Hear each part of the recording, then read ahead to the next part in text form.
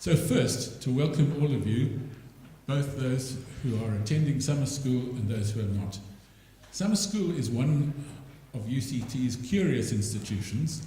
It grew out of the Army Education Service at the end of World War II, when ex-servicemen coming back to Cape Town started adult education activities, out of which summer school grew. The Legacy Society, which UCT instituted under Stuart Saunders' leadership, exists to encourage people to make provision in their wills for something that they would like to see perpetuated at UCT.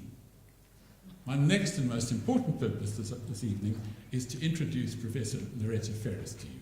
She's one of UCT's 3 Deputy Vice-Chancellors, and she has, amongst other things, the awesome responsibility for leading and guiding transformation in the institution.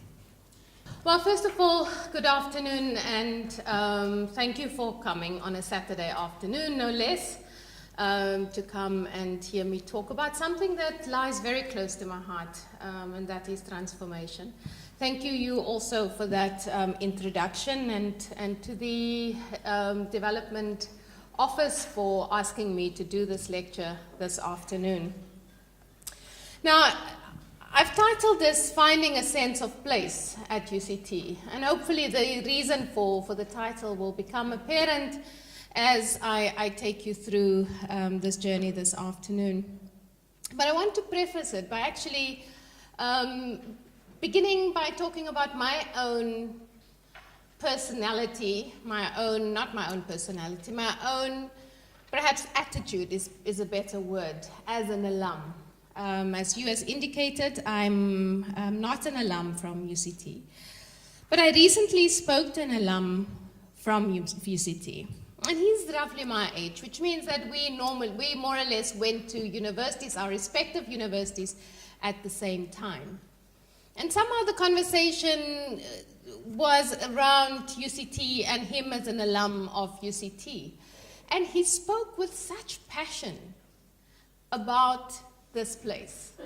Not only as, you know, the sort of at a distance now looking at UCT, but also about the time that he was a student here at UCT. And he told me that he lived in Smuts Hall. So for him, he felt that he was part of UCT the whole time that he was here, because he practically lived. He's not from Cape Town, he's from up north.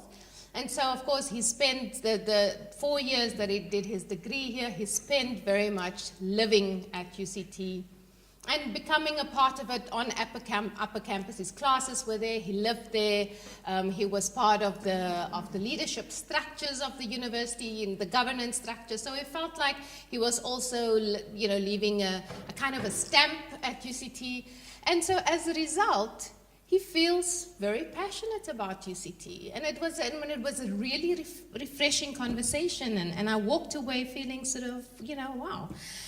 But of course, then I went home and I reflected on my own lack of passion for my alma mater. And I thought, well, why is that? Why do, unlike this person that I talked to, or perhaps my siblings who went to a historically black university very close to us as well, who are very good alumni of their institution, why do I feel that sort of a dissonance with my alma mater? And I don't want to talk about my alma mater, but I want to perhaps maybe express the experience that many students had at their universities at the time. And so we're talking about the late 80s, early 90s. So perhaps my particular experience was clouded by the fact that I wasn't, and at the time the students were referred to as Marties, so that would give you a clue. But I wasn't referred to as a Martie, I was referred to as a brain Martie, a brown Martie. Well, me and other people that looked like me. Perhaps it was because legally I was not allowed to live on campus or anywhere near campus. Perhaps it had to do with the fact that as I walked across the campus, almost all of the buildings then had names such as Verwoerd or Foster, honoring the very architects of a system that forced me to walk almost an hour to get to campus every day. Perhaps it has to do with the fact that not a single lecturer inspired me any real belief that I could one day be an academic. There was also not, of course, a single black academic at my faculty at the time who could be a role model and who could influence me. In fact, many years later, I had the dubious honor of being the first black academic at that law faculty. Perhaps it was because my experience was of being othered, of being tolerated, of being endured at the university. So as a result, I think I'm not a passionate alum, I'm not a particularly loyal alum, and I'm not a particularly good alum who gives time or money. And when I reflected about that, it made me feel quite sad. It made me feel sad that I didn't have the passion that this alum, the UCT alum, had. And I felt like I'm missing out on something. I should have had that. I should have wanted to give something back to my university. And so I think it's because I never felt like I belonged. I now continue to feel that lack of belonging to my alma mater. So why sense of place? So this concept is one that grabbed me a few years ago. I was doing some research around fracking in the Karoo. And I was reading some of the public consultation process, some of the comments from the public consultation process that was happening at the time.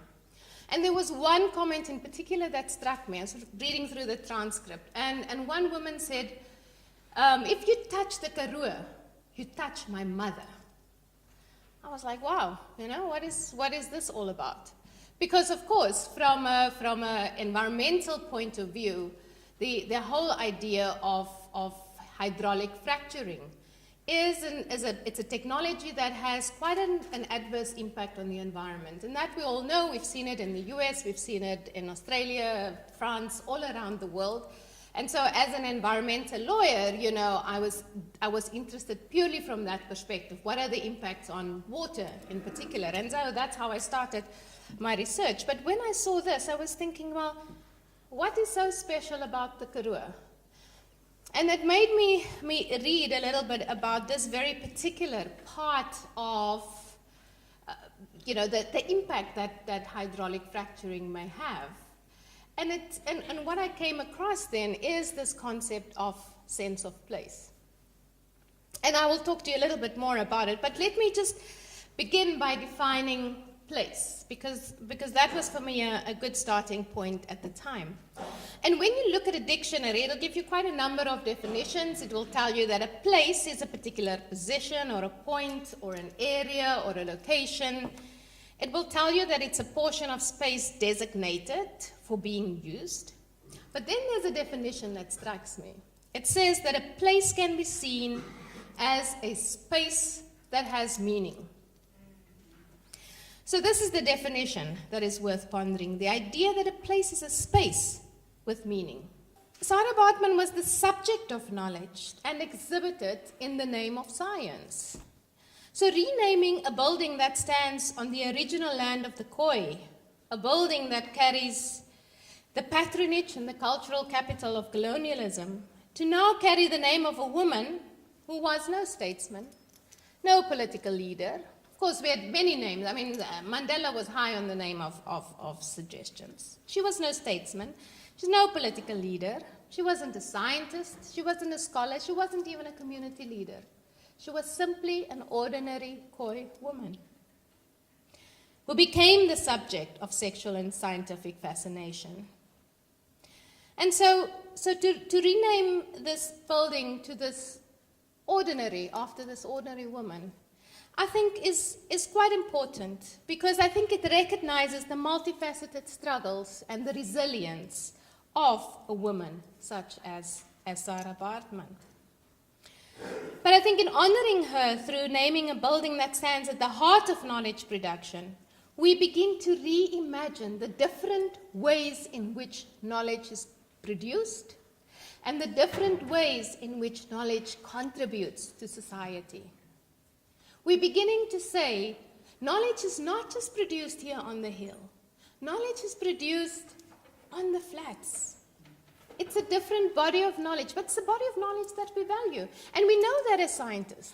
We go out there and we have interviews with those people as subjects, right? We don't recognize them as contributors of knowledge. And that shift is beginning to happen, but I think part of renaming a building that is so momentous to somebody that we have always seen as only a subject becomes an important moment for us.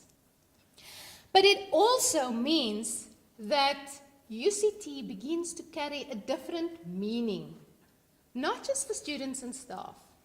Because I must say, it was interesting. I already left on leave when the announcement came. But as I stepped off the plane, it was sort of when the announcement came, you know, I still saw the email, and then we departed.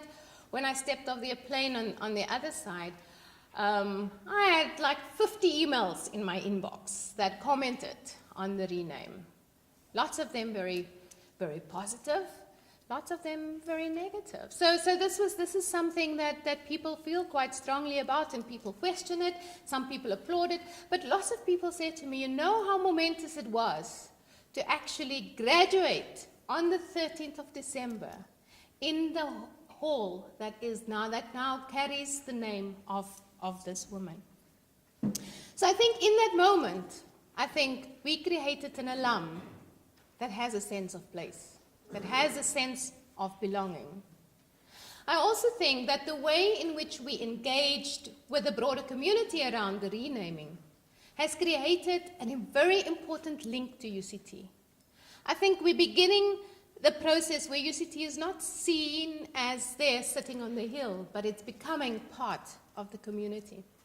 And I think that should be just as important to you as it is to me, that we create an alum that's not like me, but that we create a body of alumni that will feel as strongly and as passionately as you feel about this university. And we will only do that if they feel like they belong to UCT, if they have and they carry with them a sense of place about UCT. Thank you.